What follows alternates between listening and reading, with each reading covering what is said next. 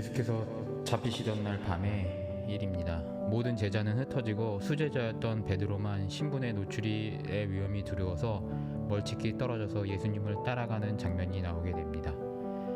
그는 대제사장 가야바의 뜰에서요, 스승의 먼 발치에서 예수께서 신문당하시는 모습을 보고 있어야만 했습니다. 상황이 흘러가는 것에 대하여서 속절없이 바라보고 있는 것입니다. 이 가야바의 뜰에서 베드로는 또한 속절없이 3번의 예수님을 부인을 하는 사건이 일어나게 됩니다. 이 일들은요, 1시간 쌍간에 일어나는 것으로 추정이 되는데요. 첫 번째는 증거가 없는 여종이 무고하는 것이라고 잡아댔지만 나머지 2번의 공격은 속절없이 그냥 맞받아치는 수준의 그러한 이야기가 나오는 것을 보게 됩니다. 그러면서도 그는 그 자리를 떠나지 못하고 앉아 있습니다. 베드로는 마지막 3번째 부인에서 흡사 로마와 유대 법정에서 변론하는 듯한 그런 장면을 연출하게 됩니다.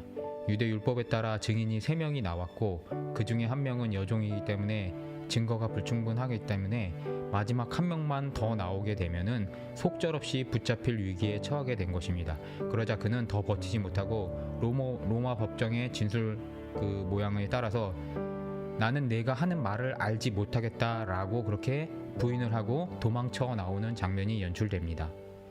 이 모든 과정이 끝나자요, 그제서야 예수님이 예언하신 대로 기다렸다는 듯이 닭이 울었고 그 닭소리와 함께 그곳의 먼 곳 발치에서 신문을 받으시던 예수님께서 돌이켜서 베드로를 쳐다보는 장면으로 이 모든 장면이 맞춰지게 됩니다.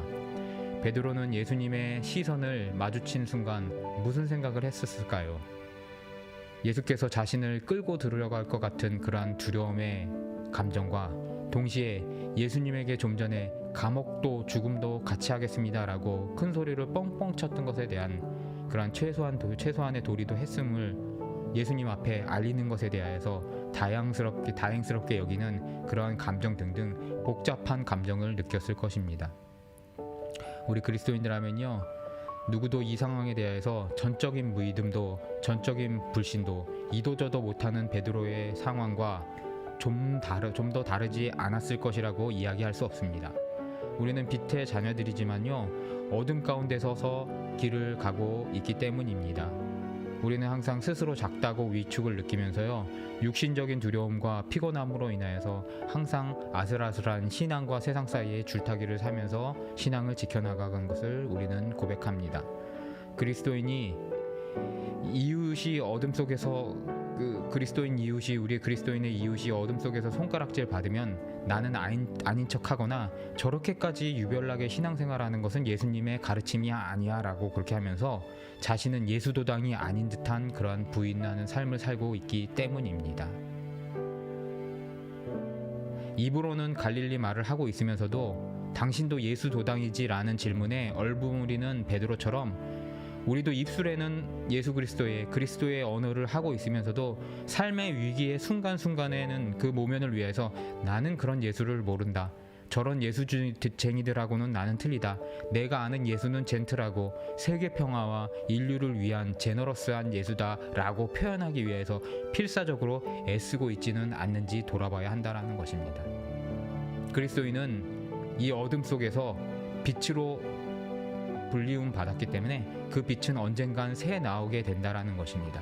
그 빛이 새 나오는 것을 방지하는 방법은 결국은 빛을 버리고 동화되지 않고는 있을 수 없는 일입니다.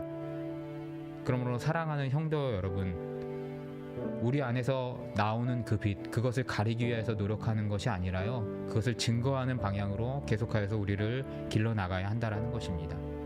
그런데 이러한 죄악에도 불구하고 우리의 희망은 사단의 청구에 베드로를 내어주지 않으시고 죽기까지 복종하시면서 고난을 참으신, 그리고 베드로를 바라만 보셨던 그 예수님의 은혜를 오늘 구절을 통하여서 바라볼 수 있다는 것입니다.